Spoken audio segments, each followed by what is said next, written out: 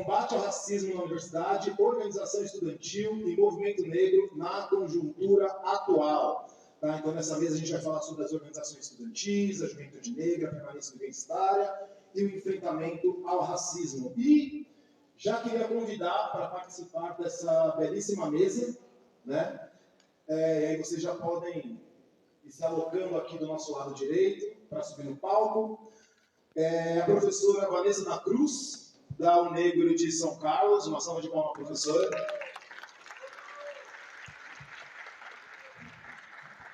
Também gostaria de convidar a professora doutora Lucia Oliveira, da UFSCar.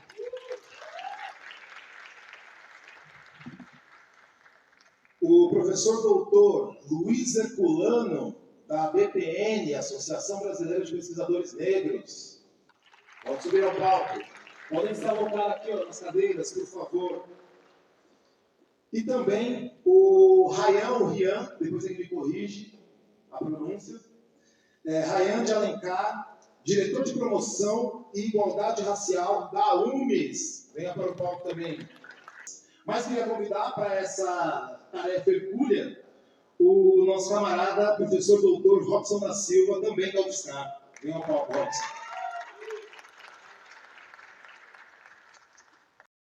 Um pouco tempo de fala dos nossos participantes devido ao nosso atraso. Então eu sugiro que tenha um tempo de fala aí entre 10 e 15 minutos para cada participante expor um pouco das suas ideias. O Robson faz essa mediação, controla o tempo e depois a gente abre aí para mais duas perguntas na parte final. E mais uma vez eu peço a gentileza de todos e todas no momento que nós abrimos para as perguntas, para que vocês sejam o mais objetivos e sintéticos possível devido ao tempo, tá? Mas é importante essa participação de vocês, né, do público, em forma de perguntas. Então, sem mais delongas, vou passar a palavra para os nossos palestrantes e para o nosso coordenador Robson, tá certo? Muito obrigado, gente. Boa mesa para nós. Agradecer a audiência desse debate agora, a segunda atividade do nosso encontro. Eu fiquei com a tarefa em glória, como vocês ficaram ouvindo, né? O Vini, de coordenar uma mesa, no qual nós teremos falas brilhantes. É uma alegria encontrar colegas, né, da nossa trajetória no interior paulista, conhecer pessoas novas, então é um prazer. A gente vai iniciar a nossa dinâmica, não posso ficar falando muito, senão a gente perde no debate, na conversa, ouvindo a nossa querida Nani da UNegro. Boa tarde a todos e a todas presentes. É sempre muita alegria, né, estar numa mesa composta por pessoas tão potentes. E às vezes eu me sinto tão pequenininha, né, e aí eu olho assim do lado e falo, olha, tantos gigantes. Onde é que estão os negros, né? Olha quantos negros maravilhosos aqui. Bom, eu sou da UNegro São Carlos. A UNegro São Carlos, ela tem atuado há mais ou menos uns 2 anos na cidade de São Carlos, interior de São Paulo. E a gente tem feito um trabalho brilhante. Eu ouso dizer que o que a gente conseguiu fazer em tão pouco tempo realmente tem servido também como exemplo para outros lugares, né? E até mesmo para outros movimentos que já estão aí a caminho há muito tempo. Eu acho que um dos nossos cases de sucesso, né, como diria o mundo corporativo, é um cursinho que a gente acabou de incluir lá na cidade, onde a gente consegue uma verba do governo federal, consegue. E, para além disso, né, o cursinho popular, qual que é a magnitude disso? Porque quando o professor Juarez ele coloca qual periferia que está na universidade, isso entra muito de encontro com o que a gente tem feito em São Carlos. Porque era justamente essa dor que a gente sentia. Porque os nossos não estão na universidade. E quando os negros eles entram na universidade, a gente consegue ainda perceber que tem ainda um pouquinho ali, por mais de todas as dificuldades que nós temos, né, a gente ainda tem alguns privilégios que alguns outros irmãos não conseguem ter. E aí a gente consegue essa verba, a gente consegue implementar um cursinho popular lá na cidade de São Carlos. E eu acho que uma das nossas maiores felicidades é que a gente conseguiu atingir esse público, né? O público que está na periferia. Porque quando a gente chega, por exemplo, na UFSCar, que é uma das maiores universidades do país, e que a gente tem muito orgulho de ter uma parceria muito grande com a universidade, a gente não vê as pessoas da cidade na universidade. Geralmente a grande maioria são pessoas de fora, que vêm para estudar em São Carlos. E onde está a galera do São Carlos 8, a galera da cidade de Aracia, a galera do Antônio Garcia, que é a periferia da cidade? A galera está trabalhando. Muitas das vezes essa galera está onde? Está na Fundação Casa, onde a gente também faz o trabalho. E quando a gente chega na Fundação Casa para fazer um trabalho com os adolescentes que ali estão, a gente vê gente muito potente, que não teve a oportunidade. Não teve a oportunidade de estudar. E aí teve uma fala muito bonita aqui na mesa anterior, de falar que nós somos os sonhos mais bonitos dos nossos ancestrais. Mas ainda tem irmãos nossos que não sabem que têm o direito de sonhar. Eles não conseguem sonhar. Então, a gente vai fazendo essa busca, a gente vai atrás da periferia, para trazer a periferia para dentro da universidade, né? E como que a gente consegue fazer isso? Dando um mínimo de estrutura para que eles consigam estudar. Porque a gente sabe também, principalmente no estado de São Paulo, que vem um desmonte da educação, aonde é sucateada, a educação não é uma educação de qualidade. Então, e aí você pensa, você já vem da periferia, você não tem uma educação boa, a gente tem um pouco também, a gente tomou cuidado de ter uma mínima segurança alimentar, porque muitas desses adolescentes que chegam ali, ou desses jovens que chegam ali para estudar, saem direto do trabalho, vão direto para o cursinho, e estão ali na garra mesmo. A gente veio aqui com alguns dos nossos estudantes hoje, estão ali, veio com a gente na garra, para poder conhecer esse espaço também, olhar o que é que eles vão enfrentar, né, a partir de quando eles conseguirem adentrar a universidade.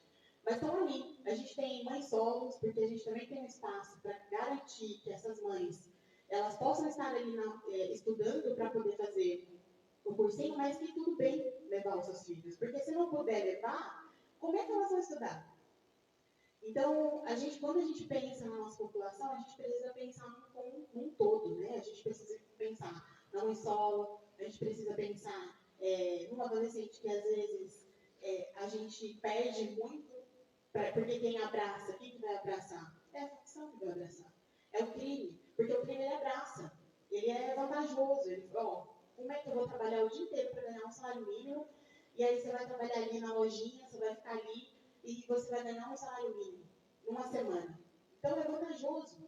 Então a gente está brigando com o quê? Com o sistema que eu falo que ele venceu, né? Porque essa é a ideia dele, é vencer mesmo, não quer que essas pessoas lá dentro tenham conhecimento, tenham lugares. Então, eu acho que o papel principal do movimento que a gente tem feito lá é principalmente essa educação antirracista, mas que ela seja, de fato, de acordo com o seu território, né? De acordo com o nosso território. Então, a gente tem ido para a periferia, tem tentado bater de frente com essas outras estratégias, né, que a periferia tem, para que essas pessoas elas possam ter um mínimo de vontade de conseguir sonhar. Para que elas também possam falar que elas também são os sonhos dos nossos ancestrais. Para que a gente possa dar um pouco de dignidade, né? Para que as pessoas consigam, de fato, estudar e ter uma outra perspectiva de vida. Tem um tempo aí? Tem? Ótimo. Então, eu acho que, principalmente, o cursinho. Então, a gente também tem professores do cursinho aqui que vem com a gente, que faz parte do NEAB. Acho que uma das nossas maiores ganhos também é essa parceria com a universidade. A gente tem uma grande parceria com o UFSCar, que sempre tem as portas abertas para a gente, principalmente o NEAB.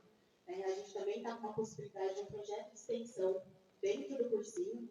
Surgiu essa possibilidade dentro de um curso da aula da professora Ana Cristina, Robson também, né, com o grupo de pesquisa.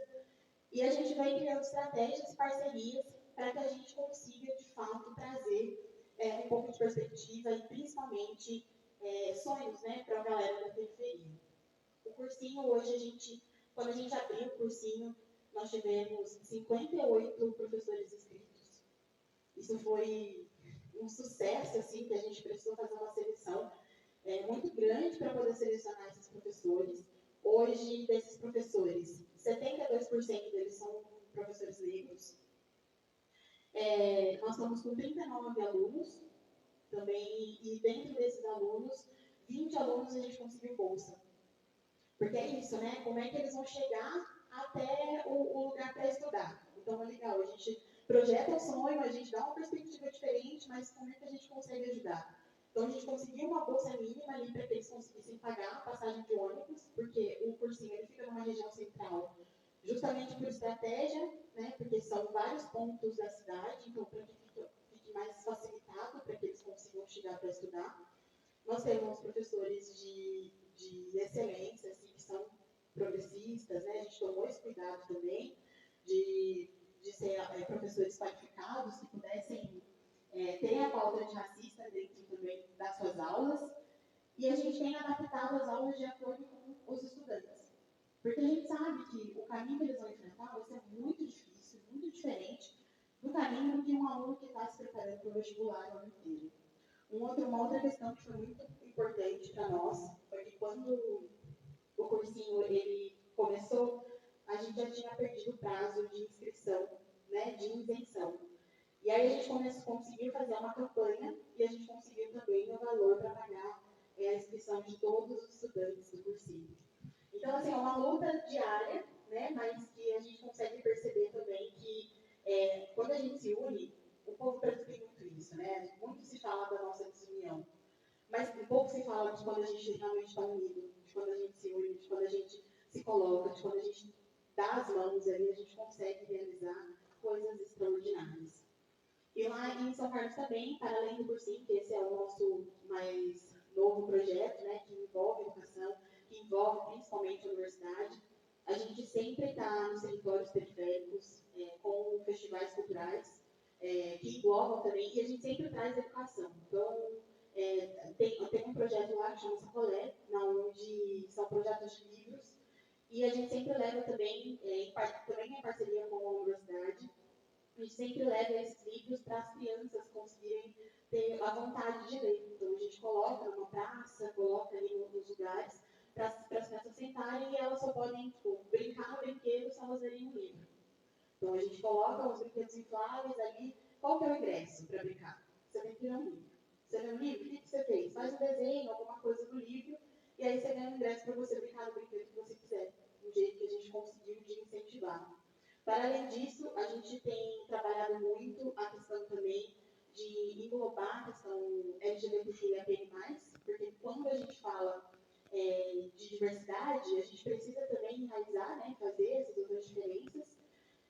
E a gente conseguiu, dentro desses festivais, também englobar dentro da cultura negra a cultura LGBTQIA+. Então, com o Vogue, com o estileto, com DJs, drags, com várias outras atividades onde a gente consegue trabalhar ali toda uma diversidade dentro do recorte racial.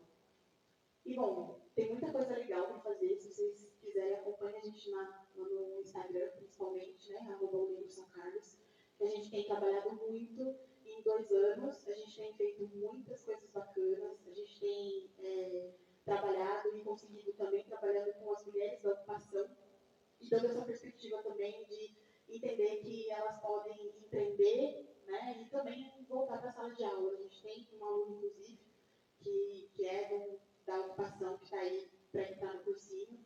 Então, a gente sabe que, no fundo, a educação é o que manda, né, que consegue mudar toda uma perspectiva de vida. E aí, quando a gente tem a oportunidade, a gente faz coisas extraordinárias. Obrigada. E da população negra e a necessidade de demandar de volta as suas necessidades acontece. Vocês parecem que não, mas acontece. Você é uma figura nítida desse ponto de vista. É uma egressa da UFSCar, né, que tem voltado para a UFSCar para tentar fazer esse diálogo, né, de forma, acho que, democrática com os movimentos sociais e a demanda da população negra de São Carlos. Bom, agora nós passamos a palavra à professora Lucia Oliveira, que é coordenadora do Programa de Pós-Graduação em Ciência Política, coordenadora do Grupo de Pesquisa DECOS, que integra o Núcleo de Estudos Afro-Brasileiros. Muito obrigado, professora. Eu que agradeço, Robson. Boa tarde a todas, todos e todes, a quem está aqui depois da nossa primeira manhã. muito produtiva. Quero começar dizendo da minha emoção de ter vindo participar do primeiro encontro e agora no segundo encontro ter sido convidada para compor aqui a mesa. É isso, né? A gente sempre se sente pequenininha, né? Mas aí a gente precisa olhar para o lado e dizer assim, não somos não.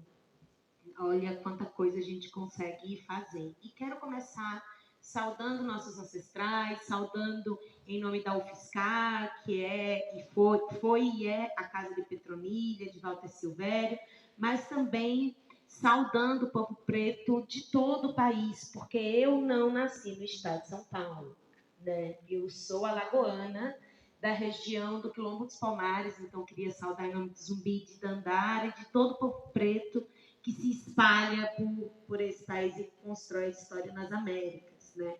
Lembrando bem o que o Davidson colocou nessa métrica ladina, né? Então, eu fiquei pensando o que é que eu poderia contribuir na mesa, né? Hoje eu sou coordenadora de programa de pós-graduação, eu sou coordenadora de núcleo de pesquisa, eu sou tutora de programa de educação tutorial em ações afirmativas, o PET Usina de Reflexão lá na UFSCar. Nós temos 12 bolsistas, todos ingressantes por políticas de ações afirmativas, bolsistas negros, bolsistas trans, bolsistas indígenas, e lidamos com o cotidiano, né, de diferentes públicos lá. E também fiquei pensando muito sobre essa ideia entre movimento social, agenda política e universidade. E num encontro que envolve pesquisadores e pesquisadoras, eu parei muito para pensar sobre a ideia de pesquisa, a universidade e a pesquisa. E eu queria começar contando uma história, né? Eu ingressei na universidade nos anos 2000, brinco que essa putz aqui é graças aos meus ancestrais.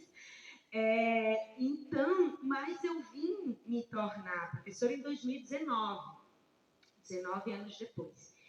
E apenas há 2 anos atrás, eu estava na minha sala recebendo um estudante de DECOS, bolsista de permanência, morador da moradia da UFSCar. Um estudante maravilhoso. Eu sou muito apaixonada por todos os meus orientandos, eles sabem disso. E aí ele chegou para a gente discutir o projeto de mestrado dele. E aí ele disse, Lucia, eu tenho 2 coisas para falar. Uma sobre o meu projeto, essa é mais fácil. E outra sobre mim, essa é mais difícil. E eu disse, vamos começar pela mais difícil. Vamos aproveitar já e falar sobre isso. E ele, um homem de 2 metros, negro, sentou e começou a chorar. E a dizer, professor, eu quero muito fazer mestrado. Mas no momento em que eu defender o meu TCC, eu não tenho mais casa.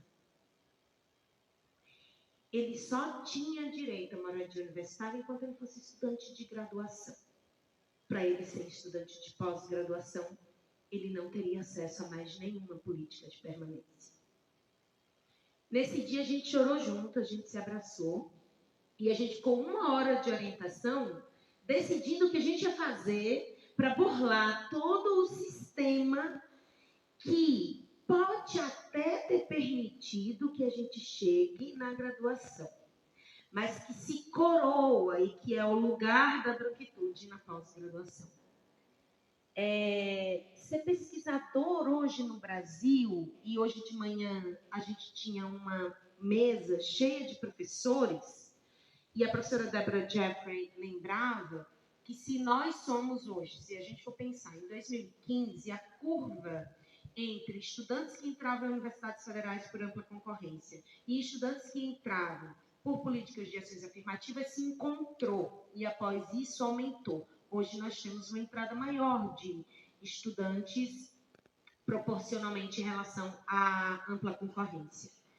E se desde 2022, e aqui eu estou numa perspectiva interseccional, ou melhor, uma das perspectivas interseccionais, né, pensando gênero e raça, se desde 2022, 40% dos discentes são mulheres negras na graduação, por que nós só temos pouco mais de 20% de docentes? E eu trago ainda um número mais duro.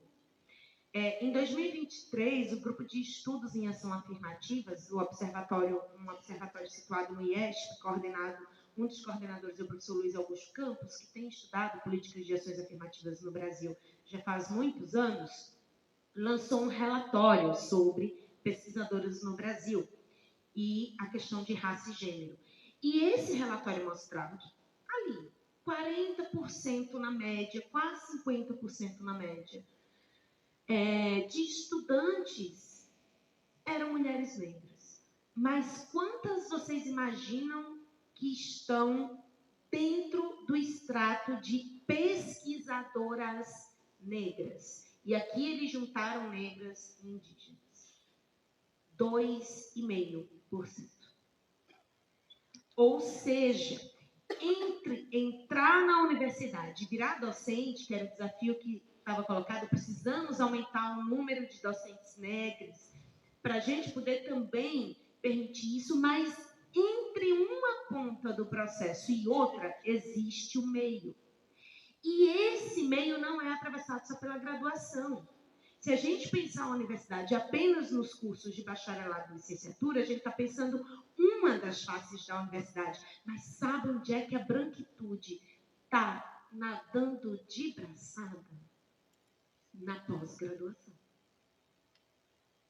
Ah, professora, mas a pós-graduação é para poucos. Não. A pós-graduação, e aproveitando um pouco do que o Davidson colocou hoje de manhã, a pós-graduação é um espaço de enfrentamento importante e legítimo do movimento negro e de nossa agenda, porque é lá que vocês vão conseguir começar a enfrentar esse sistema para poder entrar de volta nesse sistema. Não tinha nenhum professor de hoje de manhã sem doutorado aqui na frente. E para você ter um doutorado, você precisa passar na pós-graduação. E para você passar na pós-graduação, você precisa de políticas de permanência na pós-graduação. Ou seja, a conta não fecha. E aí eu estava ali, sentada hoje de manhã, escrevendo e reescrevendo, pensando no que eu ia falar. E eu acho que uma coisa que é importante para a gente pensar é, se a universidade é branca, a pós-graduação é o suprassumo da branquitude. Porque é lá que as métricas não reconhecem a nossa cor, descendência, etnia. É lá e são estruturas muito amplas de estabelecer formas de controle. Por exemplo, não sei quantos de vocês aqui já estão na pós-graduação, mas você entra no mestrado, doutorado, você já começa. Cadê o artigo? Cadê a publicação? Cadê isso? Cadê aquilo outro? E como você vai fazer isso sem política de permanência? E as universidades não possuem política institucional de permanência. E pouco tem se falado, por exemplo, para figuras como esse meu orientando, que chega na minha sala dizendo, eu quero continuar, mas como eu vou continuar se eu não tenho onde morar? Certo? E aí eu fiquei pensando que é política de permanência, que é política de bolsas ampliada. Eu, hoje, como coordenadora do programa de pós-graduação, a gente conseguiu colocar em prática, pela primeira vez, uma implementação de bolsas de pós-graduação, considerando as políticas de ações afirmativas. O nosso programa vai fazer 40 anos ano que vem. E pela primeira vez, a gente conseguiu contemplar, primeiro, estudantes de ações afirmativas por questões étnico-raciais com as bolsas.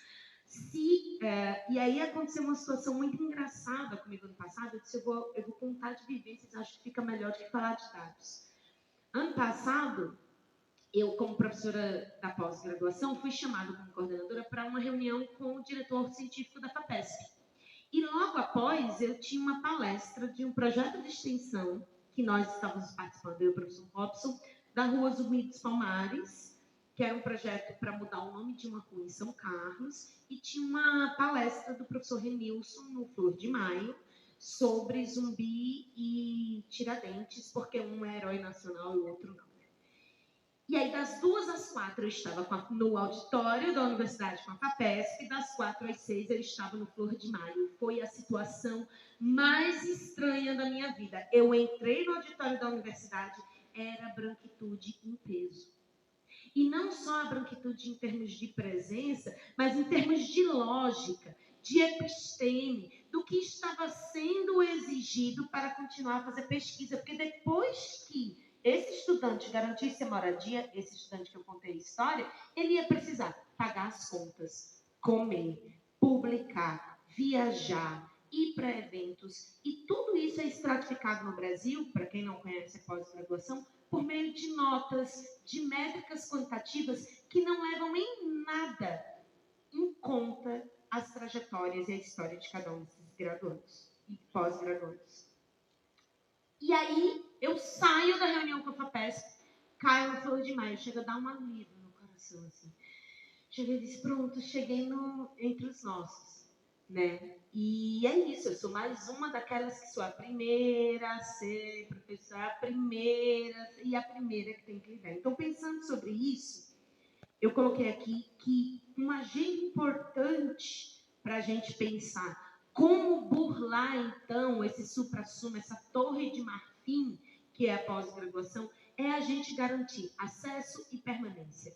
Brigar por políticas públicas de ações afirmativas em editais de pós-graduação. Isso ainda não é operado em todos os programas de pós-graduação, tá, gente? Permanência.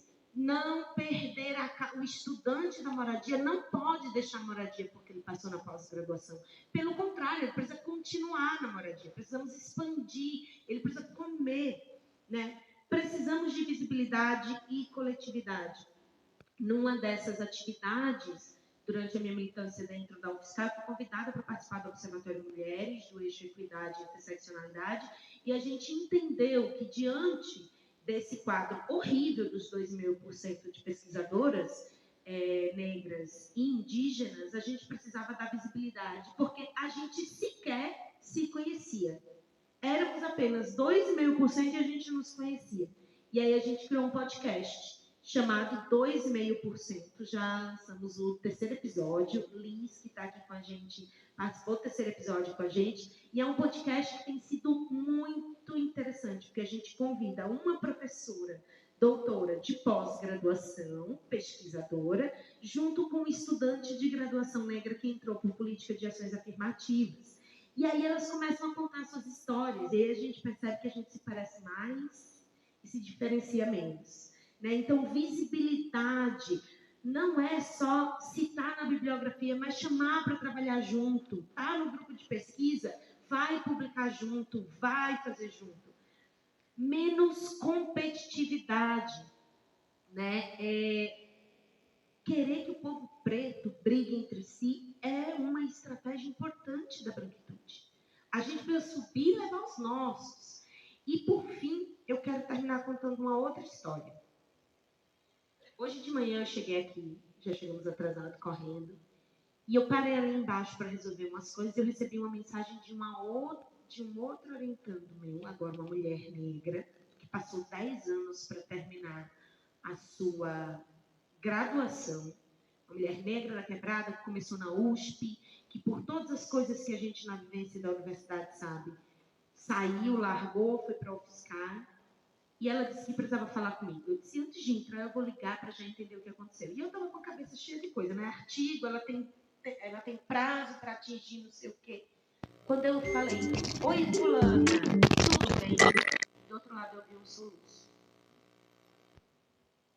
E eu disse, você está chorando? Ela fez, não, mas eu preciso de ajuda.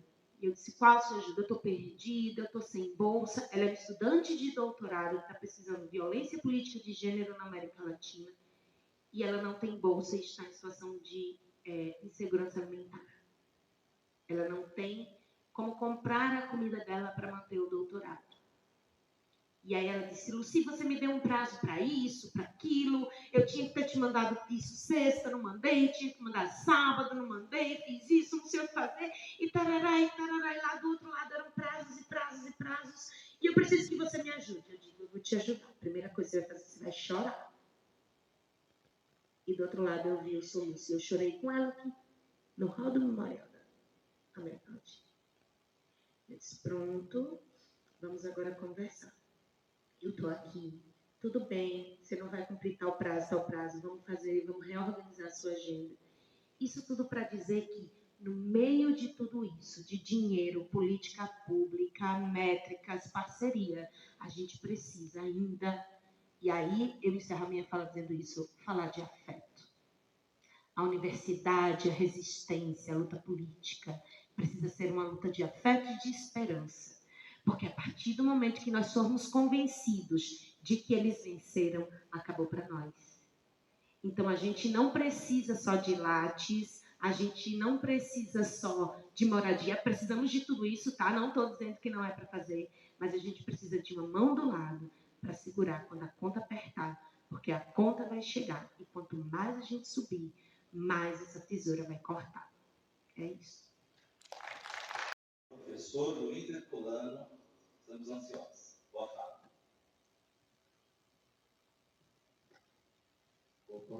Boa tarde para todo mundo. Gostaria de agradecer o mandato da deputada de Cidadão pelo convite para participar do evento, pelo gabinete do deputado Ronaldo Silva. Acho que eu quero dizer que é muito simbólico para mim estar aqui nessa mesa.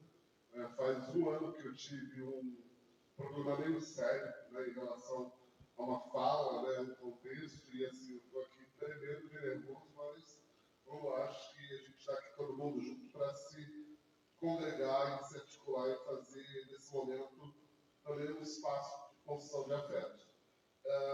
As falas da manhã me deixaram muito pensativo a respeito de uma série de pontos, e me trouxeram uma memória muito interessante. Então, eu vou dizer assim, antes de eu entrar propriamente, eu vou dividir a minha fala em dois momentos. Falar de uma parte pessoal, que eu acho que tem conexão com tudo que eu vou dizer aqui, e depois a fala mais ligada à minha construção dentro da Associação de Pesquisadores e Pesquisadoras Negros e Negras. Eu fui professor durante 12 anos de pré-vestibulares para pessoas negras e carentes do Rio de Janeiro. Então, assim, só na Educafra eu fiquei de 2004 a 2016.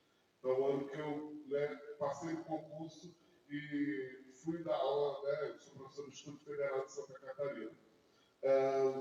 Dou aula na educação básica desde 2009, ininterruptamente, e primeiro nos anos finais, e agora no ensino médio, dentro do Instituto Federal.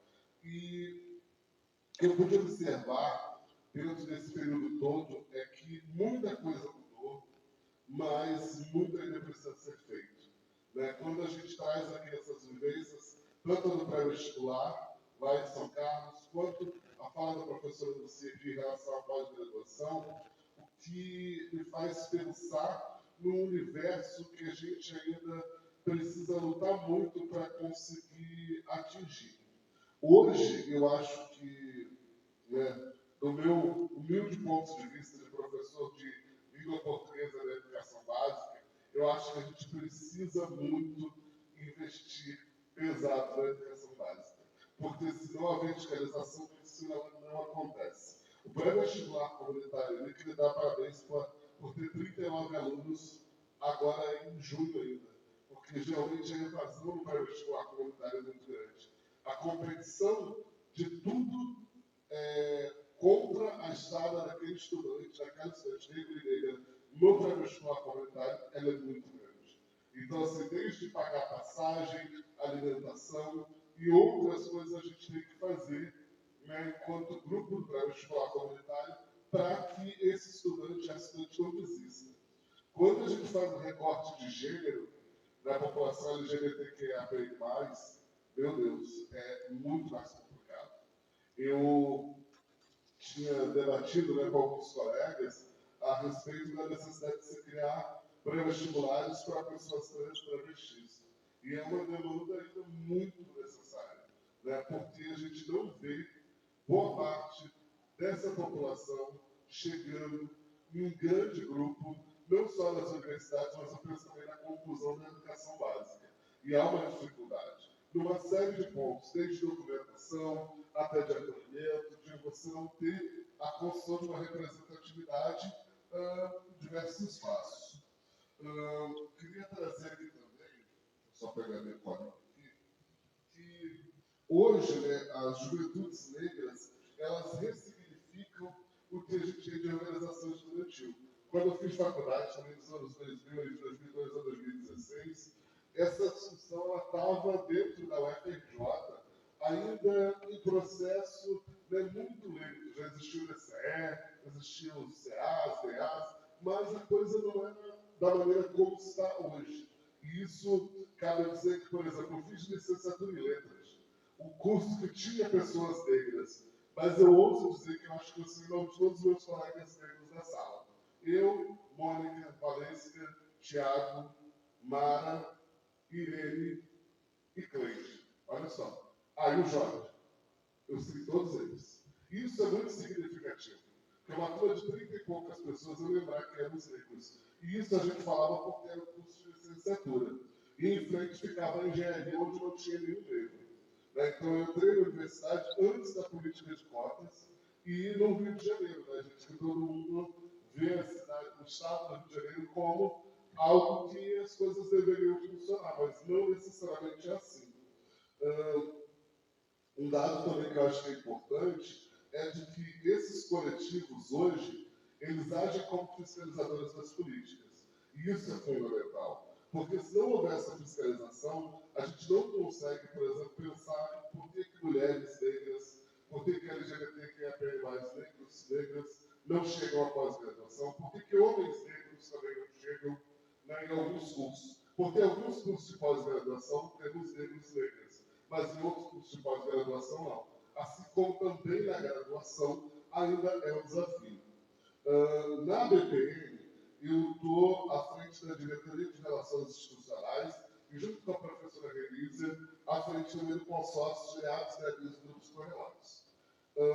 Apesar de termos 600 e poucos núcleos, ainda é desafiador pensar na maneira como se dá a ocupação de vagas, né, a permanência e o êxito, que eu acho que é o mais almejado e o mais difícil hoje dentro dessa perspectiva. Os pré-vestibulares comunitários, eles têm uma função muito grande, que eles conseguem auxiliar esses estudantes a ingressarem no ensino superior. Queria destacar aqui também que a BPM tem uma característica importante. A gente tem uma associação que tem mais ou menos 6 mil membros, e eu acho que deve ser talvez uma das únicas do país, ou a única, que aceita, que tem como categoria estudante de educação básica.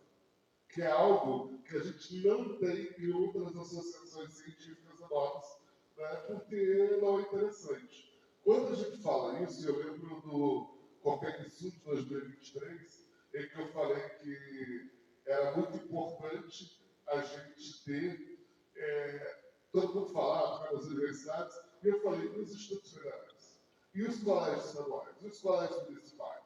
Esse espaço também tem pessoas negras, e se a gente não investir no processo de construção de representatividade e vínculo, a gente não faz essa progressão, e a realidade universitária ela não pode ter essa participação, essa contribuição para mudar o seu cenário. E aí, olhando para isso, um projeto, por exemplo, como o Afrocientista, que é a formação afrocentrada, um projeto da BPM, está na sua 6ª edição, na 7ª, em que os núcleos, os DABs, criam um espaço de formação entre seus membros e os estudantes da educação básica, para que esses estudantes possam ter menos desafios ao entrar e ingressar na universidade. E isso funciona, gente, porque é muito interessante ver um afrocientista, uma afrocientista que passou pelo projeto, já começou a sua pesquisa e consegue hoje chegar ao primeiro semestre da faculdade e falar, olha, se tiver uma bolsa de pesquisa, eu já tive essa experiência, eu consigo agora participar do projeto. Ou mesmo, já chega já se inserindo no GABI, porque é um lugar que já é um lugar de pertencimento, porque o vínculo do afeto foi criado. Outra realidade nossa é a Olimpíada Brasileira de Relações Étnico-Raciais, afro-brasileiras, africanas e indígenas críticas ao BNI. A UBNI é a única Olimpíada pública gratuita, vinculada ao edital do CNPq, que tem essa perspectiva. A gente está na segunda edição, indo para a terceira, e a UBNI tem como função não só ser um desafio, mas ser uma Olimpíada que tem tarefas coletivas e que se propõe a fazer o seguinte: em cada grupo, a gente, infelizmente, não temos tantas bolsas, solicita ao grupo que escolha um estudante ou uma estudante para participar do programa de iniciação científica.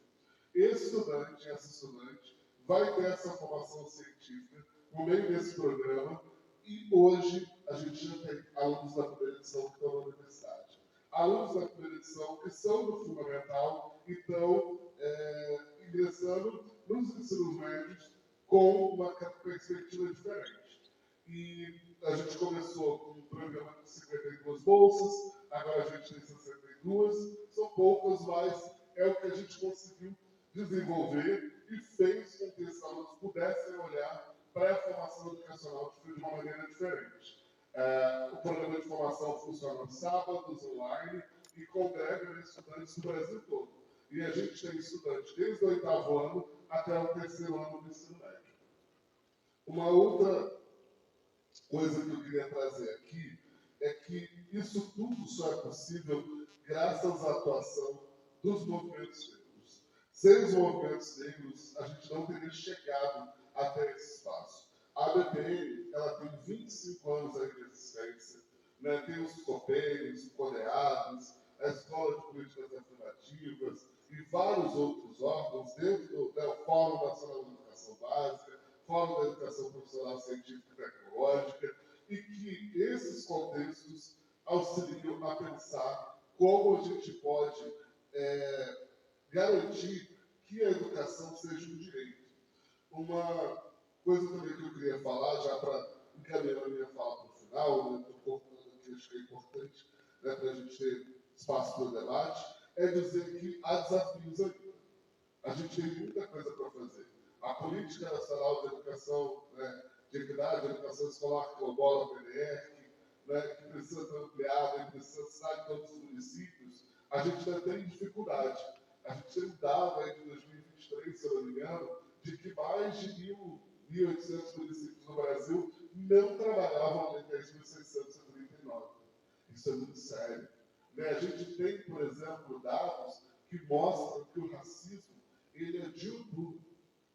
Não é só, gente, ter um professor ou uma professora dele, obviamente todo mundo sabe disso, mas é bom sempre enfatizar, não garante que você não vai ter uma prática racista, não vai ter uma prática racista, e vai ter uma prática racista naquele contexto.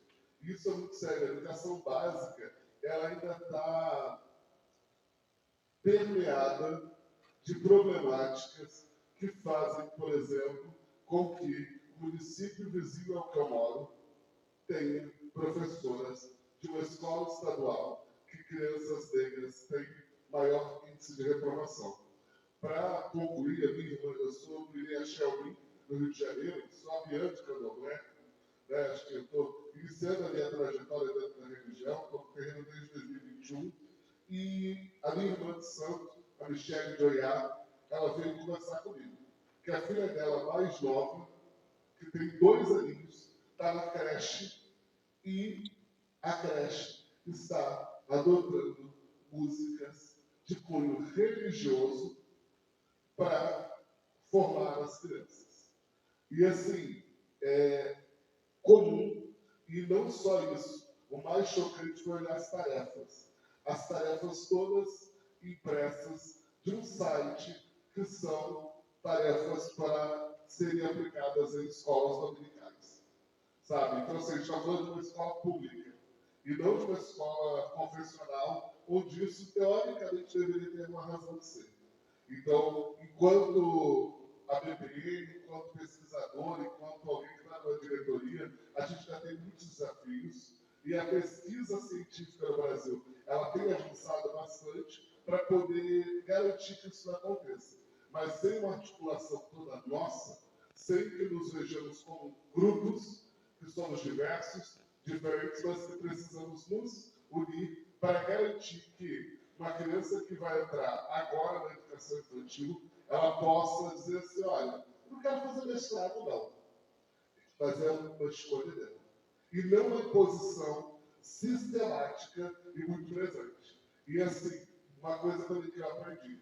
Às vezes, nós, né, ouvindo hoje vezes a mesma coisa. Eu acho que... Acho não vou achar, tenho certeza. Nós, educadores e educadoras, não só professores, educadores e educadoras negros e negras, temos um papel fundamental, mas de educar, de formar os nossos e as nossas, mas não podemos fazer isso sozinhos. O aquilombamento é essencial para que não morramos e para que a letalidade, como diz o professor Juarez, ela se extinga. É isso, obrigado, boa tarde. Isso de que às vezes a diversidade é uma roupa que serve de vez em quando. E também acho que a sua fala é importante porque ela vai demonstrar que a pesquisa ela não está dentro da definição estrito sensu. Nós não dependemos somente do mestrado e doutorado para formar pessoas com características de pesquisador. A sua fala foi me lembrando uma série de iniciativas que a carreira BDT vem trazendo ao longo do tempo para fazer com que as pessoas saibam o que é pesquisa, para que elas decidam. Né? E aí tem um investimento na formação desse estudante, né? Para que ele entenda que ele tem direito de estar na universidade. A Anani está lá no cursinho, ela tem esse dilema. Muitas pessoas, muitas dessa juventude negra não sabem que pode entrar dentro da universidade. Então, o problema ele tem uma articulação espiralar. Né? Eu acho que, enquanto nós nos sentarmos para pensar a educação antirracista como programa de reparação, e não só do ponto de vista do Museu das Grandes Novidades, que o multiculturalismo norte-americano nos ofereceu e a gente acaba reproduzindo, a gente não vai ter um avanço do ponto de vista dos problemas que a gente está discutindo desde manhã. Alencar, é isso? Ian, desculpa. Doutor de Promoção da Igualdade Racial da UFES. Fique à vontade, querido. Uma salva de palmas para ele, né, gente? Tá. Antes de começar a minha fala, eu queria saudar a todos vocês presentes também, mas não tem como não saudar essa mesa gigantesca aqui, bem poderosa. Eu me sinto muito pequeno, mesmo que já tinha falado que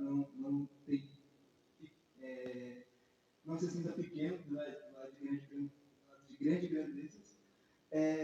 Mas mesmo assim, saudar também esse espaço, saudar o gabinete do Orlando Silva, saudar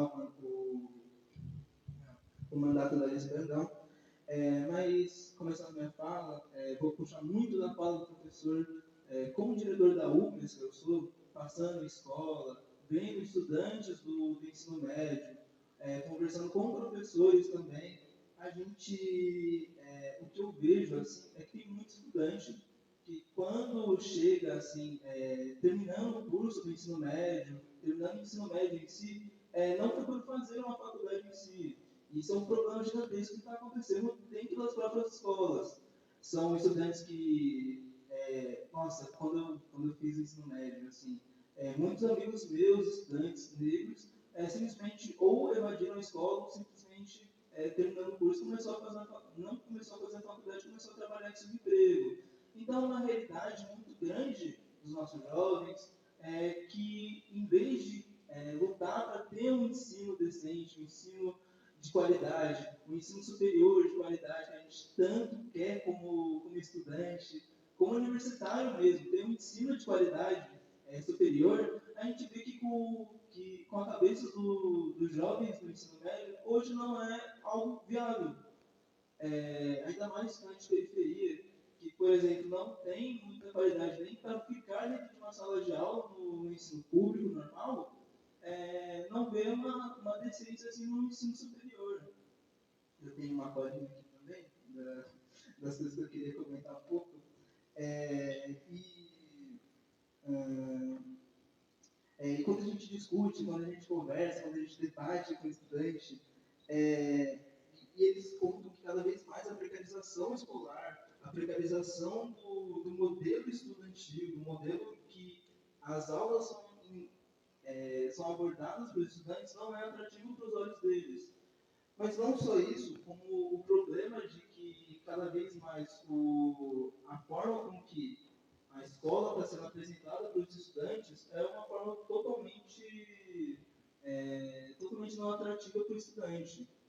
estudante, quando chega na escola, ele tem 9 aulas, muitas dessas aulas em si, por exemplo, tem falta de professor, muitas dessas vezes, por exemplo, eles têm aula vaga, saem mais aula mais cedo, e isso não atribui para o ensino básico que ele tem, para ele poder prestar um vestibular mais cedo, passar na universidade. Isso tudo é um plano gigantesco para a gente, o povo periférico continuar sendo a mão de obra barata, e cada vez mais a gente ficar nos mesmos lugares. É muito gratificante para mim ver os professores falando sobre política de cota, falando sobre grandes atividades que fizeram, falando tudo sobre como, mesmo com histórias tristes, as superações que estão tendo, me faz, para mim, como estudante também, faz com que eu me sinta cada vez mais vontade de entrar na universidade, de conversar com meus amigos, conversar com os outros estudantes, e fazer com que o povo entenda que, sendo estudante, a gente tem muito para correr ainda. A gente tem muito para ganhar, assim, sendo estudante em si. Mas é muito triste também ver que muitos dos lados dos estudantes são afetados por causa das grandes mídias. Infelizmente, a gente ainda vive um grande ataque da extrema-direita, a gente ainda vive um grande ataque das grandes mídias, ainda mais para cima dos jovens, quando se trata de uma forma que eles falam que, um grande exemplo trabalhe por você mesmo, faça seu próprio tempo, faça seu próprio salário, e que isso chega na vida de um estudante pobre que vem numa situação precária gigantescamente e olha bem naquele atrativo de, vou fazer meu dinheiro, vou ganhar mais de 4 mil reais por mês, que é o que as grandes empresas prometem, e vendo que isso não é real, vendo que isso só prejudica mais o estudante, porque muitos deles evadem a escola, muitos deles não terminam o ensino médio para isso. E eles vêm com esse discurso fácil, esse discurso de que, para que fazer faculdade? O negócio é CPJ, o negócio é trabalhar, por exemplo, no iFood. Não que seja um trabalho desmerecedor, mas o ponto principal é que a nossa juventude está toda saindo da escola por causa do subemprego e cada vez mais não terminando o próprio ensino médio em si.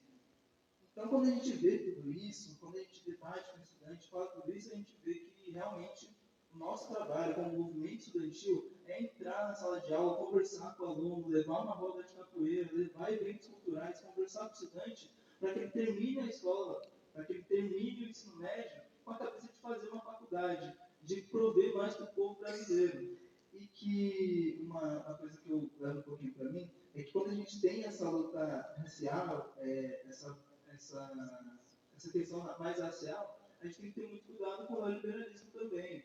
Porque muito ainda mais o pessoal que não é muito chegado a movimentos negros, a movimentos estudantis, pensam que a luta negra é só a luta dos negros com eles, ou a luta dos negros só com eles mesmos. Mas a luta dos negros é com o povo brasileiro em si, porque o povo brasileiro é o povo negro também. E a gente, como negro, acho que vocês também, sentem essa vontade de ser liberto de tudo isso que está acontecendo. O povo brasileiro é um povo liberto. E a gente só vai conseguir libertar o povo brasileiro, libertar a gente mesmo, quando a gente começar a se juntar junto com as pessoas que, mesmo que não sejam na nossa mesmo tom de pele, são um povo brasileiro, são um povo como a gente. Bom, mas isso é basicamente isso que eu queria terminar minha fala. Não vou me prolongar muito, mas é isso. Muito obrigado. Distração da tecnologia digital. Nós ouvimos aí também o problema do neoliberalismo, então acho bom a gente começar a rever essa lógica também paternalista. Isso aí tem uma discussão lá no século XX, né, dos movimentos sociais, da cultura popular, quem deve guiar as pessoas para a revolução, e vejo também uma fala potente desse ponto de vista. Né? Bom, antes da gente passar para um momento propício e gostoso dessa minha incumbência, né? Acho que todo mundo cumpriu os 15 minutos, né? Eu tenho a honra de chamar a professora Elizabeth, do NEAB da Unicamp, para dar uma informação para nós. Muito importante. Ela está aqui?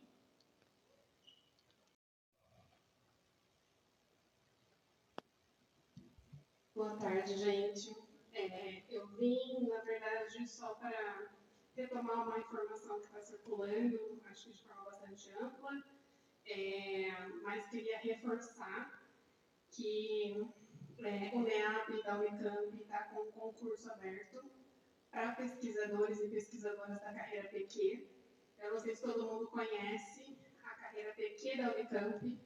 É uma carreira destinada exclusivamente a pesquisadores, né? São profissionais que vão ser em se concursando, né? Vão assumir um posto bastante semelhante àquele que é destinado a docentes, mas com a incumbência de trabalhar com pesquisa e extensão, sem a parte da docência, né? Com todos os benefícios de salário que um docente percebe na carreira universitária. São 2 vagas que estão sendo abertas para essa carreira no NEAB da Unicamp, uma para a área de ciências exatas e uma para a área de humanidades. A vaga destinada às ciências exatas tem como principal eixo a análise de dados aplicados à população negra, e a vaga que é destinada à área de humanidades se centra na temática de história, linguagem e culturas afro-brasileiras, né? Mas está aberta para as humanidades de maneira geral. Então, eu queria pedir para quem tem interesse, né, quem tem doutorado, enfim, se aplique nessas vagas, né, em sendo de alguma dessas áreas, mas que também circulem e compartilhem essa notícia, né, essa informação das vagas que estão abertas para concurso para a carreira PQ na Unicamp.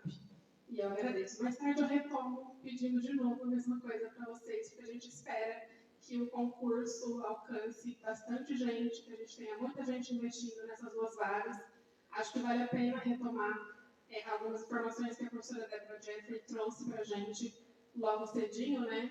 A Unicamp não só foi a última universidade a aderir ao sistema de cotas, mas também a última do estado de São Paulo a ter um núcleo como um NEAB, né? Nessa nomenclatura é a última, com certeza. Então, a gente ter essas 2 vagas para pesquisadores é fruto de muita disputa interna e de reivindicações históricas do movimento negro.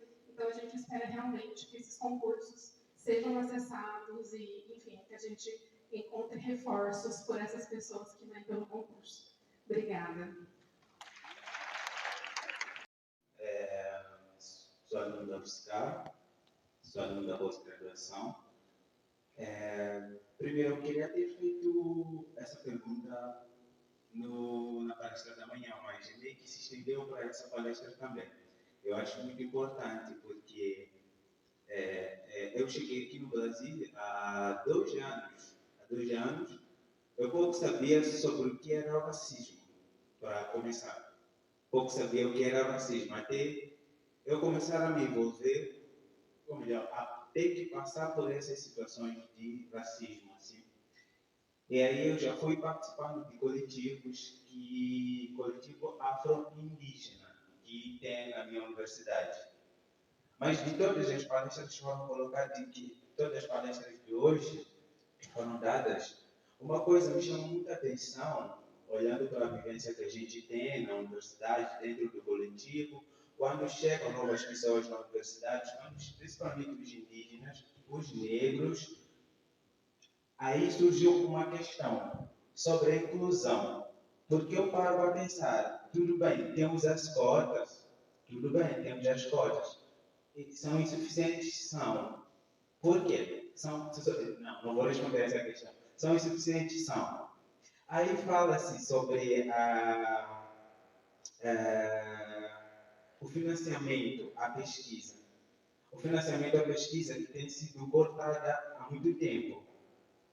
Que foi cortada e agora voltou a ser feito, mas também numa pequena extensão. E aí surge uma pergunta em relação a esse quesito de trazer essas pessoas dentro da universidade, a trazer esses seres dentro da universidade. Porque eu parei para perguntar, por que a gente tem os indígenas dentro da universidade? Por que vocês apresentam que tem os negros dentro da universidade? Só para poder se falar que a gente tem eles representando a universidade, a gente é inclusivo por ter essas pessoas. Mas o que eu tenho visto nesses 2 anos, esse é o meu 3º ano que estou vendo isso, é que essas pessoas podem ter a bolsa, mas o básico não tem, o mínimo não tem, o mínimo, que é a assistência básica, falta muito para esses seres. Falou-se aqui sobre o cuidado da mente. Muito obrigado, professora.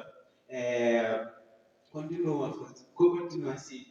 Tem muitos professores que fazem isso, mas a gente meio que passa muito por isso, porque a gente não tem assistência básica para coisas pequenas que esses seres chegam. Eu acho que tem campos que ainda chegam indígenas que nem falam a própria língua, por exemplo, não falam português devido, assim, e já são inseridos dentro das turmas. Aí eu paro e penso, cara, será que não tem uma condição de ter-se uma questão de imersão para esse ser ter a mesma noção da língua que ele vai falar? Isso é um exemplo que estou dando. Aí eu queria perguntar em relação ao vestibular também, que é o pré-vestibular.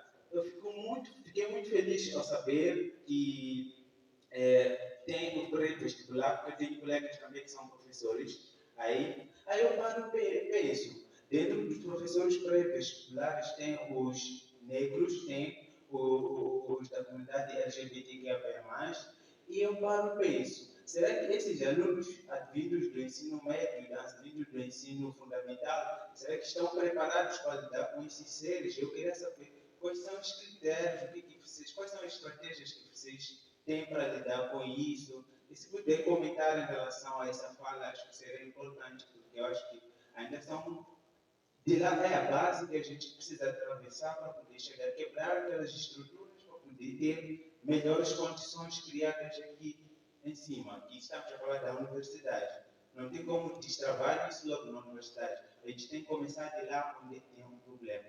É lá naquelas estruturas. Eu queria saber quais estratégias vocês pensam ou estão pensando em adotar para isso, sabe?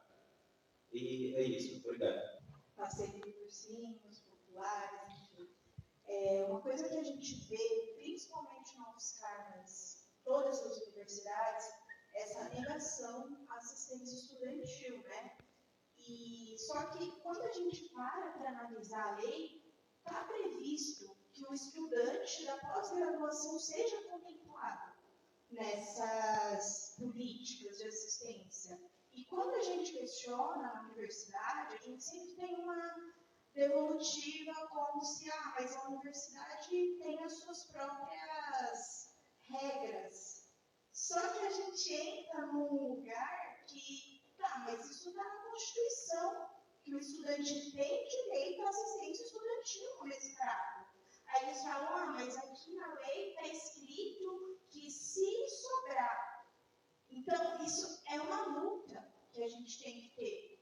E como estudante de um curso de licenciatura, nós somos extremamente precarizados em São Carlos.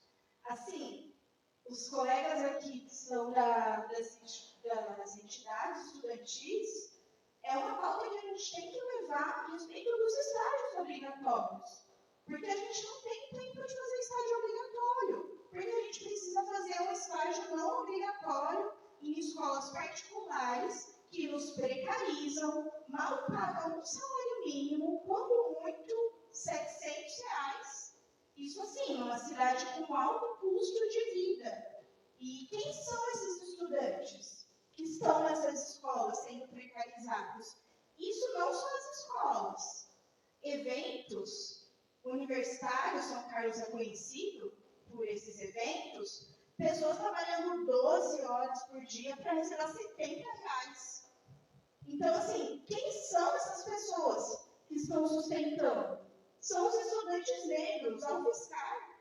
Tanta evasão, eu estou há tanto tempo na UFSCar e eu vi tanta gente incrivelmente boa saindo da universidade, sem conseguir se formar, recebendo ali R$70 por noite, num trabalho precário, ficando doente. Como a gente, como entidade, consegue lutar por isso? Essa é a minha questão, sabe? Porque a lei está aí, está prevista. Só que por que ela não é cumprida? É uma coisa que me revolta todo dia.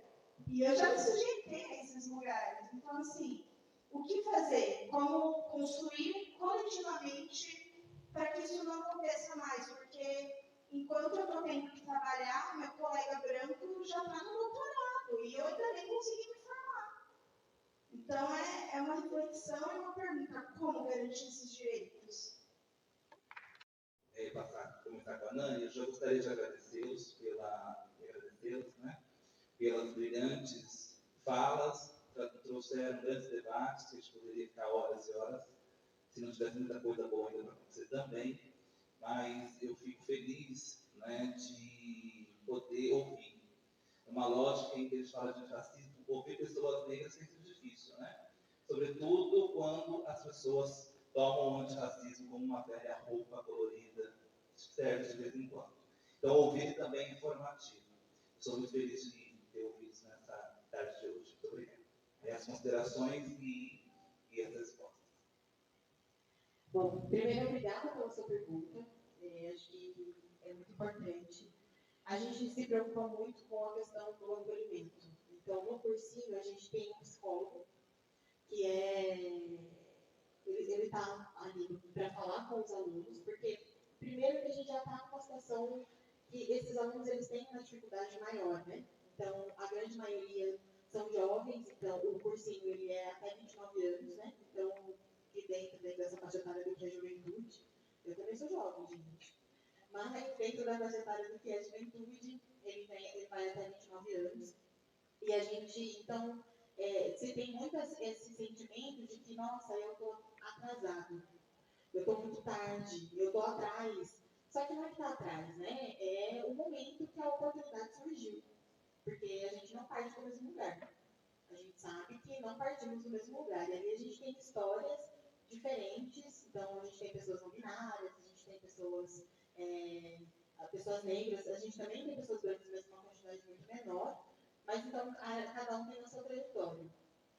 A gente também tem muitos solos, então, uma das dificuldades era essa: com quem que eu vou deixar meu filho? Como que eu vou estudar? Eu tenho um filho, como é que eu vou fazer? Então, a gente tem esse espaço, né? Lá no Instituto tem um espaço grande, onde as crianças também podem ir, a gente tem um espaço que pode permanecer as crianças, porque senão essas mães elas não conseguem estudar. E eu acho que essa parte da saúde mental é o que mais tem. Hoje mesmo a gente estava conversando com um dos alunos, e ele disse: eu vou falar com um psicólogo essa semana sobre que eu estou me entendendo como uma pessoa preta e descobrindo essas questões, e eu preciso falar com um psicólogo sobre isso. E muitas das vezes são pessoas que não têm acesso a uma terapia por conta de custo. A gente sabe que terapia é caro. É essencial, mas ela não é acessível. Então, a gente tem lá a terapia, a gente tem também os membros da Unegro, que sempre estão dispostos ali, que são voluntários, inclusive, e que sempre estão ali para poder acolher de alguma forma, porque é isso, é o afeto que tem, né? É o afeto que a gente consegue fazer com que eles tenham essa perspectiva, entender também o que é a universidade, porque a gente também não fica contando flores, não. A gente sabe que é difícil. A grande maioria dos professores da universidade, a gente tem uma professora de filosofia, a Liz, que ela está aqui com a gente, inclusive, que teve essa conversa muito franca com os alunos, para dizer: olha, é importante você estar na universidade, mas a universidade é babado, queridos. Então, vocês vão enfrentar uma situação ali que, às vezes, ela não é tão floreada assim. E que é importante também, né? Porque senão depois a gente entra, tipo, mentira, eu quero ir. E a gente sabe, a gente está aqui com pessoas de vários níveis de educadores e professores, falando de vários pontos diferentes, o mesmo problema. A gente está em lugares diferentes com o mesmo problema. O problema de adentrar, de permanecer, porque não querem a gente lá. Sobre a universidade, eu também faço parte da CASCAR, que é uma comunidade acadêmica africana de São Carlos, onde a gente tenta fazer esse acolhimento com os estudantes, né, de graduação e pós-graduação que vem do continente africano. E que é isso, o programa também é oferecido, mas quando eles chegam aqui, eles são largados, né? O que nós temos que fazer também para acolher a comunidade negra africana, que nascida no território, e africana diáspora? Como é que a gente consegue fazer esse acolhimento, né? Porque o acolhimento institucional, ele é muito difícil. A gente só consegue na briga, no grito, no berro. A gente só consegue que os nossos direitos sejam cumpridos quando a gente dá um de outro. Porque é isso, se a gente não grita, se ela não grita, não funciona. A lei 10.339 está aí para aprovar isso. É lei. É lei. Há muitos anos é lei. E aí ela só é cumprida em novembro. E não está no currículo escolar, que é o que deveria estar. Não, ela é feita como uma medida ali de eventual. Novembro é mês de falar dos negros, então tem aqui, cumprir a lei. E a gente precisa mesmo bater, a gente precisa falar, a gente precisa exigir que a gente precisa conhecer dos nossos direitos. Porque nossos direitos, eles só são cumpridos quando a gente consegue, a gente sabe do que a gente está falando. Você só consegue saber que você está sendo analisado como consumidor se você sabe o seu direito de consumidor.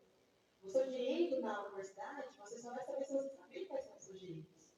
Eu fui estudante da UFSCar, eu entrei pelo político de cotas, eu morei na moradia e eu tive que brigar para que eu pudesse me alimentar no RU, na Rio, porque eu não tinha direito, porque o salário do meu pai passava 50 centavos.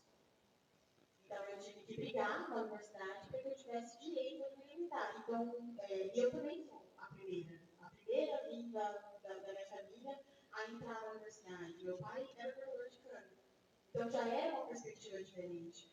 E aí eu tive que brigar por causa de 50 centavos que eu tinha direito a receber, a poder me alimentar no RU, porque se eu não pudesse almoçar e jantar no RU, eu não tinha segurança alimentar. Então acho que eu aprendi a brigar pelos meus direitos desde sempre. Porque se está ali na Constituição, ela tem que ser cumprida. E é isso que a gente tem que brigar. Porque se é direito, se está previsto, porque também tem a questão de interpretação. Eles sempre vão arrumar um jeito de interpretar aquilo como se, para que ela não seja cumprida. Então você precisa arrumar uma forma de interpretar ela para que ela seja cumprida. Porque a lei ela só é cumprida quando a gente bate o pé, quando a gente briga. Porque está lá, a gente colocou, tem aqui, olha só que bonito, a universidade, ela é super diversa. Tem um monte de preto, tem um monte de indígena. Tem um monte de gente legal aqui, tem cotas trans agora, olha que legal. Mas está funcionando? A gente precisa ver se está funcionando. E se não está funcionando, o que a gente precisa fazer? A gente precisa cobrar a instituição. Tem que cobrar, não tem que fazer. Porque se a gente não cobra, se a gente não vai atrás do que é nosso por direito, e assim, é fácil, eu vou lá, vou bater e as coisas vão resolver. Não é. Não é fácil. Na minha época de graduação, a gente precisou ter causa desse, para que as coisas funcionassem, para que a gente pudesse ter café da manhã no RU. Então, quem consegue tomar café da manhã hoje é porque lá em 2015 a gente treinou a ter. Exatamente. Então, assim, a gente tem que buscar os nossos direitos e brigar por eles, porque é nosso por direito. É cansativo? É muito cansativo. A gente queria o quê? Poder só estudar. A gente queria poder estar aqui falando. Eu sou formada em linguística, eu adoraria ficar falando de análise de discurso com vocês. Horas. Sobre a análise de várias coisas. Mas a gente sempre pauta para a questão racial, porque se a gente também não fala, a branquitude não vai falar. Se a gente não estuda, se a gente não pesquisa, a branquitude não vai fazer. Ou vai fazer de um jeito que vai fazer com que a gente entenda que a gente ainda é o errado e a gente não merece isso. Então, no cursinho, a estratégia é essa, porque se eu ficar me dando, eu vou roubar o tempo de todo mundo. Mas no cursinho, a estratégia que a gente tem feito é a do afeto, é a do acolhimento. A gente tem acolhido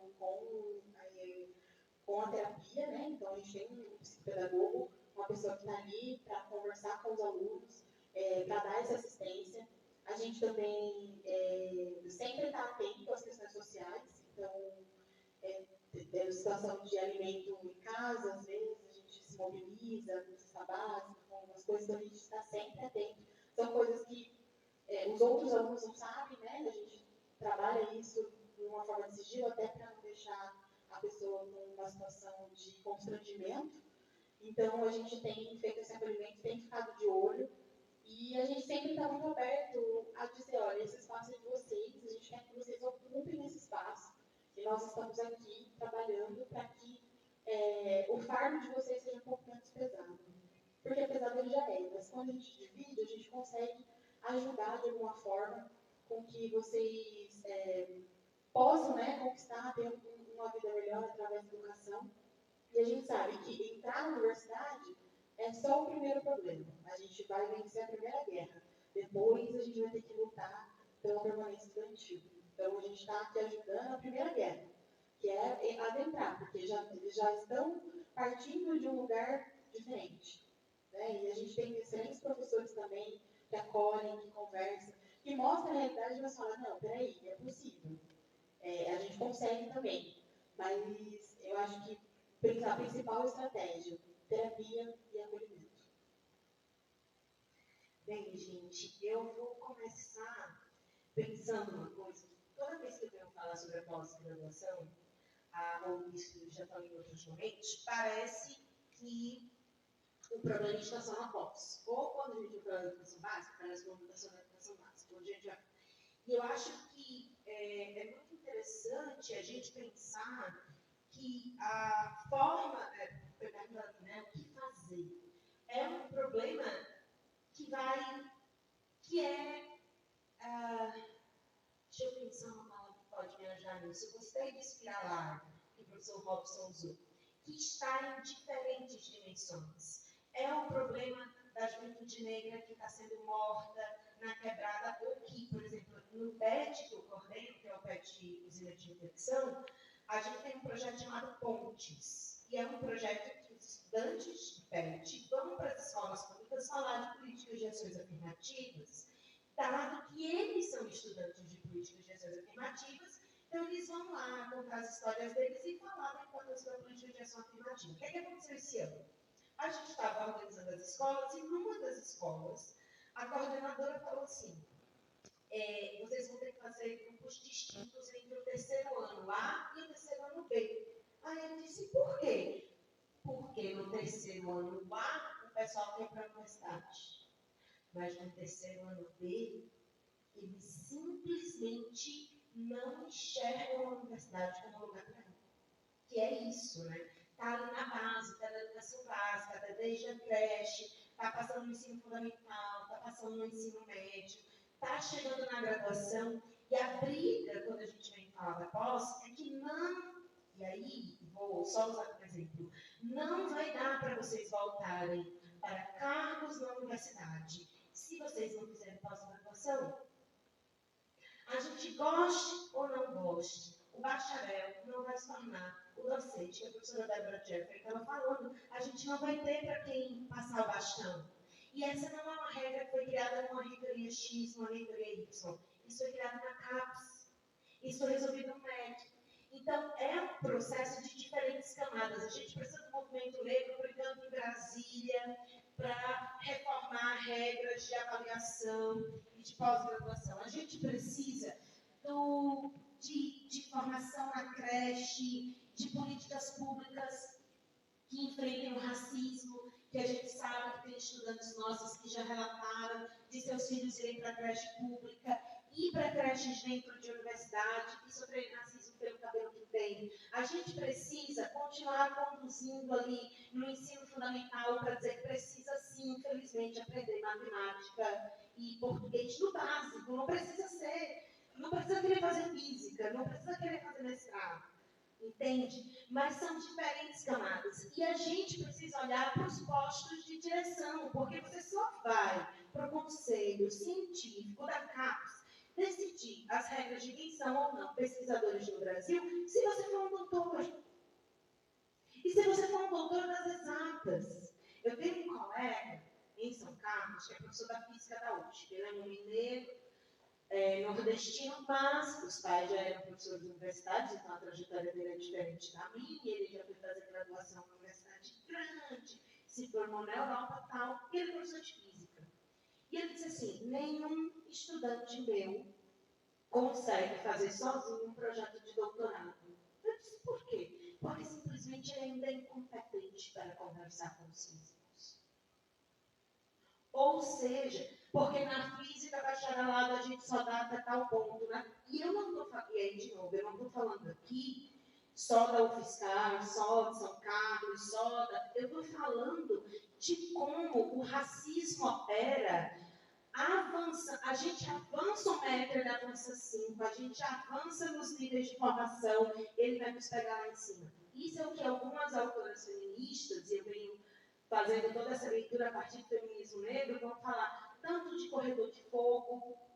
Eu não sei quantos de vocês sabem, mas, por exemplo, quanto mais tempo você fica com calor, em contato com o fogo, maior o dano aos seus tecidos. E é por isso que elas trocam o teto de vidro por corredor de fogo. Porque vai dizer que à medida que você vai caminhando, as queimaduras vão se somando. E chega uma hora que você entra em colapso sistêmico. Ou seja, não é que todo mundo tem que fazer mestrado, doutorado, mas é que para a população negra, se quiser, possa fazer com condições de permanência e possa disputar os concursos. A gente tem ainda poucos docentes negros, mas quantos docentes negros conseguem estar nos concursos? Quantos conseguem terminar o doutorado? E é isso, e essa é uma outra frente de luta. E aí foi perguntado também sobre inclusão. E eu vou me dar a liberdade de dizer que eu não gosto dessa palavra. Porque quem inclui tem o poder de decidir quem entra e quem sai. Inclusão ainda é uma palavra que prevê dominação, que prevê hierarquia. E o que eu estou pensando aqui é derrubar as portas, é derrubar os muros, é encerrar os obstáculos, é não ter quem diga que a gente pode entrar, mas não precisar ter quem diga que a gente pode entrar.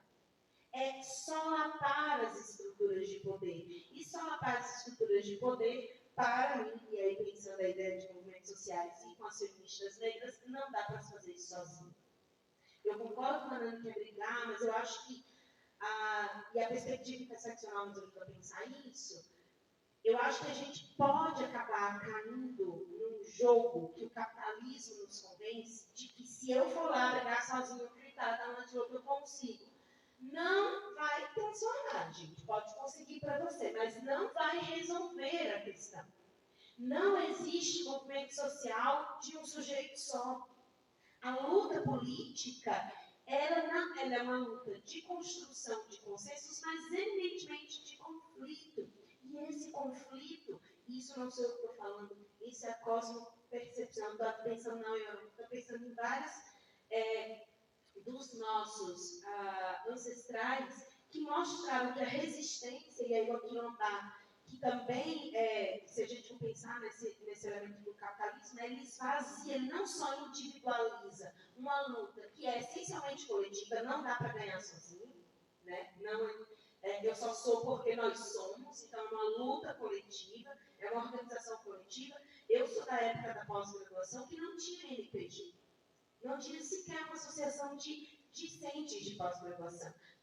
Cadê os coletivos negros de pós-graduação? Cadê os coletivos? Precisa se ter e precisa ser uma luta coletiva. Mas o capitalismo esvazia até os sentidos das nossas palavras. O quilombo sequer tinha troca material de tipo capitalista. E a gente hoje fala assim, não vai lá, empreende que você resolve. Não vai resolver. Eu fiquei muito triste porque eu não tinha, porque enfim, né, essa mania de professor querer projetar tudo.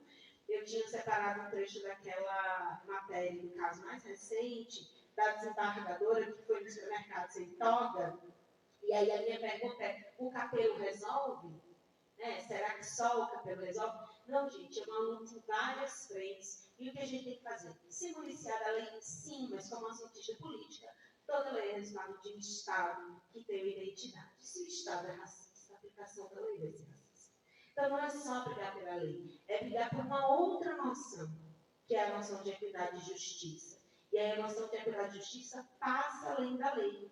Uma lei que não é justa não deve ser obedecida. A gente já teve constituições autoritárias e fascistas. Entende? Então, mas a nossa Constituição atual é uma Constituição cidadã. Então, usar isso a seu favor, se organizar coletivamente, não jogar sozinho, não ganhar sozinho. Isso acontece muito para quem está em militância de movimento, sabe? A gente está lá construindo a pauta. Quando os colegas começam a receber aquilo que eles queriam, cadê? Cadê o coletivo? Cadê o ponto? Cadê o quilombo? Acabou. Isso não, gente. Isso daí fere de morte qualquer noção de coletivo, qualquer noção que aí me orienta do feminismo negro. É cansativo, mas aí eu acho que também, meu último ponto, e é por isso que eu falo de afeto zero, a gente precisa resistir. como tem. Uma hora, e por isso tem que ser coletivo, uma hora vai um para frente. Eu costumo usar uma metáfora, eu digo assim, a gente pôs o pé na porta e deixaram a gente colocar o pé na porta. Vamos esmagar o nosso pé. Mas a gente vai manter o nosso pé ali resistindo, esmagado, porque daqui a pouco vem outro pé. E daqui a pouco vem outro pé. E daqui a pouco a gente vai quebrar a porta. E a gente vai tirar a porta. É cansativo, mas junto a gente anda melhor. O movimento feminista tem uma frase que diz assim: amiga, vem pra cá, que se canta nas marchas. Sozinha eu ando bem, mas com você ando melhor. Não existe luta coletiva de um sujeito só. Vamos resistir, vamos aguentar, vamos esperançar. Porque esse sistema quer tirar até a nossa esperança. E é só nos afetos, só no coletivo, só nessa construção de enxergar, ouvir o outro e estar junto, que a gente vai conseguir esperançar e não morrer. Como trouxer nos debates os valores civilizatórios que se constituem, a coletividade acho que é um primordial. Quando o colega me perguntou a respeito de como se faz pré-vestibulares, e eu vou trazendo a minha trajetória, a gente tinha também uma psicóloga, né, e no Educafro o sistema era muito mais robusto, porque além do atendimento psicológico, também tinha uma coisa que eu acho que é fundamental. Havia reuniões, uma vez por mês, aos domingos, de formação político-social. E isso era primordial, foi primordial para construir, né, naqueles estudantes, naquelas estudantes, uma perspectiva diferente de sociedade e de mundo que eles tinham. Então, quando eles iam para as universidades, a visão deles, a percepção deles era muito mais aguçada a respeito de uma série de ideias. Sobre o ser negro, o ser negra, também acho que isso passa também por esse contexto, porque muitos estudantes só vão se descobrir negros e negras nesse contexto. E é difícil. Não é simples, não é fácil, literalmente um processo. E nessa ideia de você estar naquele contexto da universidade, se não houver essa preparação, é muito mais difícil, né? E hoje a gente tem movimentos e momentos para isso. Eu acho que quando a colega ele falou dessa necessidade, eu acho que é fundamental de como é que a gente faz. Então, eu vou fazer um estágio numa escola particular, porque eu preciso ter o nome dessa escola no meu currículo, né, para poder depois, quando me formar, eu conseguir um trabalho, mas eu também preciso de uma bolsa permanência, de um estágio, alguma coisa dentro da universidade que seria muito mais interessante. Né? Seria muito melhor. Entretanto, tem uma coisa que eu sempre gosto de dizer. Nós, educadores e educadoras, muitas vezes temos a mania muito feia de querer estudantes que não dão trabalho. Sabe? Então, assim, ó, eu sou professor de português. Eu tenho que pegar na mão da pessoa que eu estou orientando e falar, não, o parágrafo está ruim, então não tem que escrever. Vamos lá, então, o parágrafo tem que ter pelo menos 3 ou 4 frases, você não deve repetir as palavras, vamos usar o dicionário, você já leu tal texto, não entendi nada, vamos ler junto. Ou então, ó, vai ler, vamos instrumentalizar, porque é fundamental, e passa por isso. Essa dificuldade. E aí eu também vou para o outro lado. O educador e a educadora que está na universidade, por exemplo, às vezes não tem o tempo físico para isso. Né? Mas todo mundo fala, mas o professor que dá aula na universidade dá 2 ou 3 disciplinas só, da educação básica dá um monte. De fato, da educação básica tem mais turmas. Só tem um problema. As cobranças são diferentes porque os contextos são diferentes. A cobrança do professor de educação básica é uma, e ela tem uma trajetória e uma história que é bem complicada.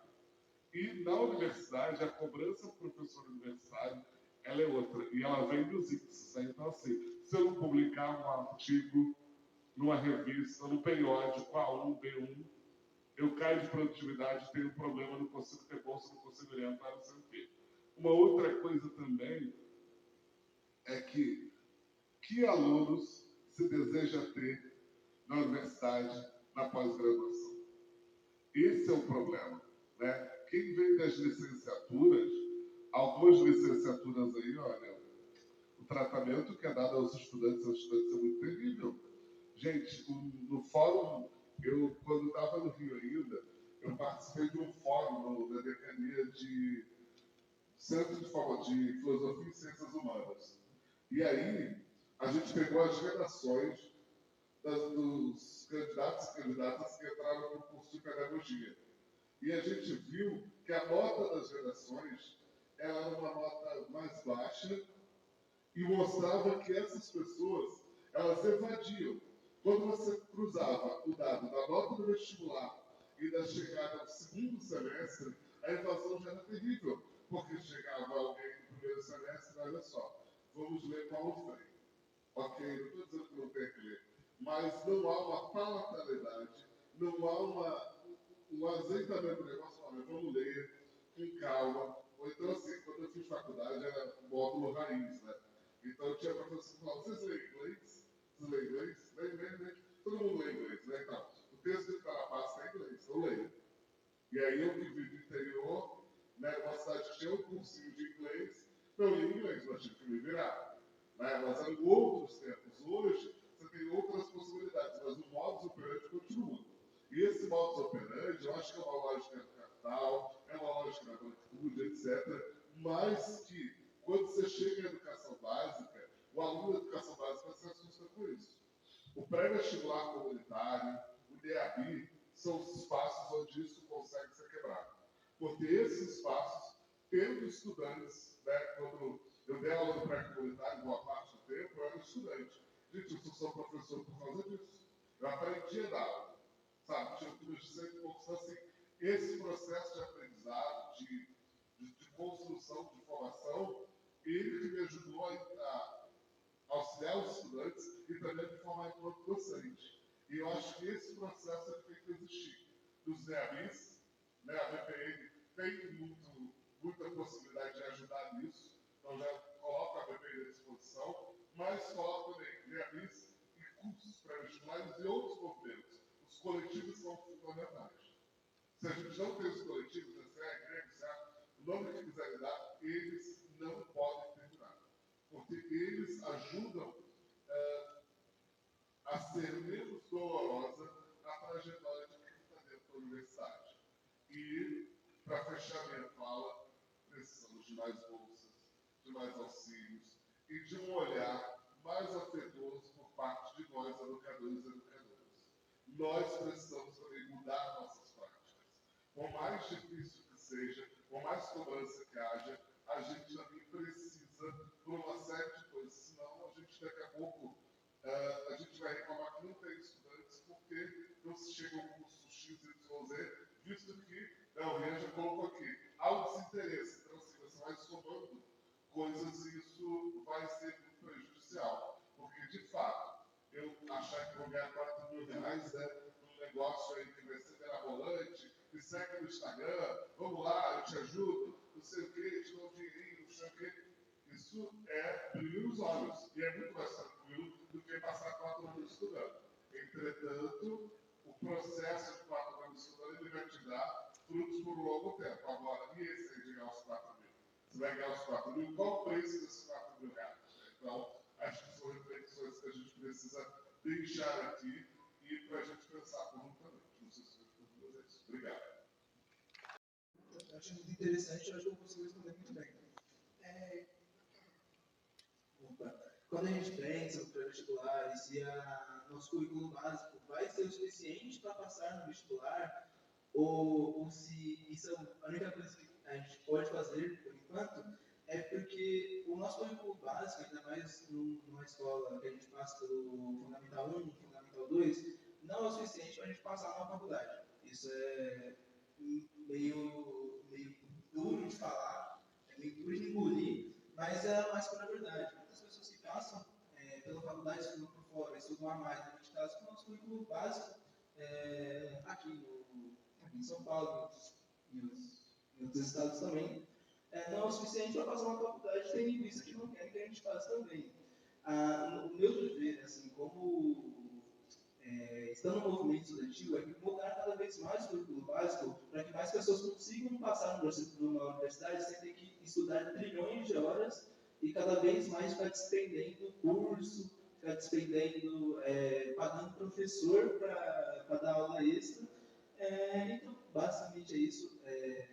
Meio que não existe atualmente no nosso currículo básico uma forma de a gente conseguir passar no pré-vestibular sobre as coisas que a gente recebe. Mas é um dever da gente, como brasileiro, como cidadão, é entender que só mudando o modo que é ensinado as coisas, só mudando o nosso currículo básico, assim, do Fundamental 1 e 2, a gente consegue com que nossa população cada vez mais entre nas faculdades, tendo em vista só fazendo o Fundamental 1 e 2 passando no pré-vestibular e também com mais cotas para pessoas negras, para as pessoas pardas, para as pessoas LGBTQIA+. E basicamente é isso. Acho que não vou conseguir responder tão bem quanto as pessoas estão na mesa. A segunda pergunta, realmente não vou saber responder, me desculpa. Acho que quando eu passar na faculdade eu vou conseguir te responder. Mas é basicamente isso. Acho que já foi muito apresentado pelos professores aqui. Então, é isso. Muito obrigado. A todas as pessoas aqui presentes, meu nome é Ana Rodrigues, é um prazer estar aqui com vocês nessa data tão importante de hoje para falar sobre antirracismo e sobre a luta do movimento negro e dos coletivos. O PRETID, Protagonismo e Resistência, através da educação para tecnologia e inovação para a diversidade digital, é um coletivo que nasce da sobrevivência, e é isso que eu venho saudar, a sobrevivência. Antes do PRETID nascer, nasce uma sobrevivente.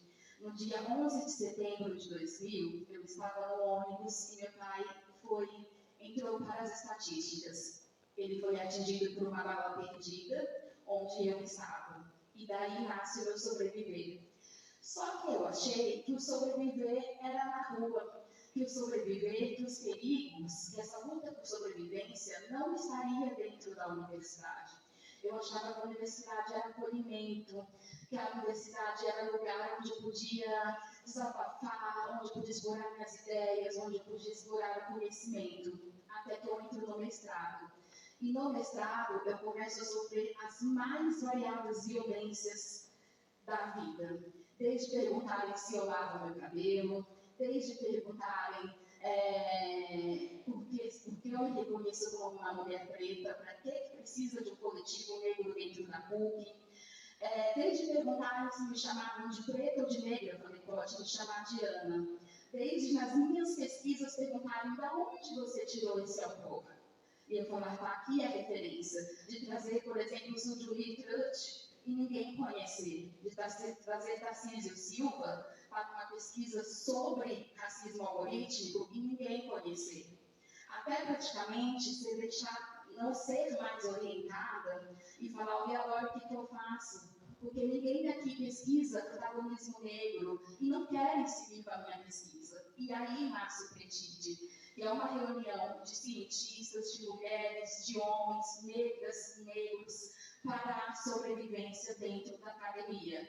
Principalmente dentro de um programa tecnológico que pesquisa inteligência artificial, um programa hegemonicamente branco, elitizado, masculino. Então, entrar uma mulher negra e falar sobre Conceição Evaristo dentro da tecnologia, com certeza, de alguma maneira, tentariam validar os meus conhecimentos.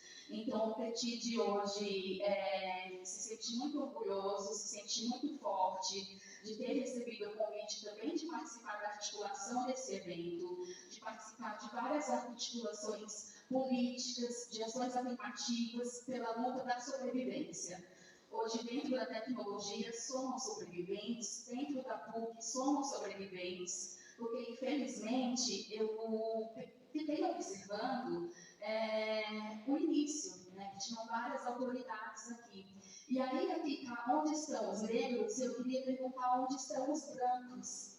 Porque no momento da discussão, no momento em que os pró-reitores, eles subiram aqui para falar sobre as suas universidades, eles não continuaram para ouvir as mesas. Então, é muito fácil subir, tirar foto e vídeo institucional e não apoiar de verdade a causa, não apoiar de verdade os coletivos. Então, esse recado para todos os brancos que estavam aqui. Então, a gente está falando, muito obrigada, a gente está falando para nós mesmos o tempo todo. Parece que a fala sempre fica em quem já sabe essa realidade. E quem não precisa ouvir, quem precisa ouvir de verdade, pousou para a foto e foi embora. E isso eu falo de todos os presentes, autoridades presentes que estavam aqui. Nenhuma fala essas autoridades ouviram. Então, para mais uma vez, que essa nossa luta é coletiva, mas que a gente precisa caminhar não só entre nós, porque nós sabemos o que é sobreviver. Muito obrigada.